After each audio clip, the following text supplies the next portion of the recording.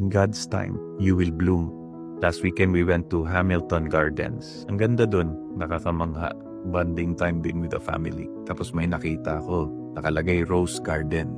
I was looking forward to it. But when we arrived at the garden, wala kami nakitang rosas. Puro thorns. Di naman kami na-disappoint kasi alam namin, winter season dito. So naturally, walang rosas. Pero puro tinik lang. And this made me reflect. May panahon talaga na minsan, puro tinik lang. We experience some pain. Parang there's a season of persevering, enduring, at may suffering din. Pero just like those roses, hindi sa lahat ng panahon ay may pain. There will be a time where you will bloom. I don't know what you're going through. Baka may pinagdadaanan kang masakit o mahirap. Wala kang nakikitang rosas at puro thorns lang. Maybe you're struggling with your faith, or you're struggling financially, or you're hurting right now. Pero wag ka mawalan ng pag-asa. Kailangan ipagdasal mo yan.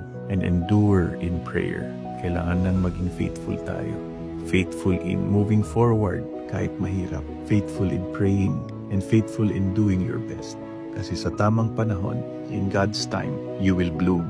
You will be out of the winter season and you will experience spring. At dyan bubuhos ang blessing.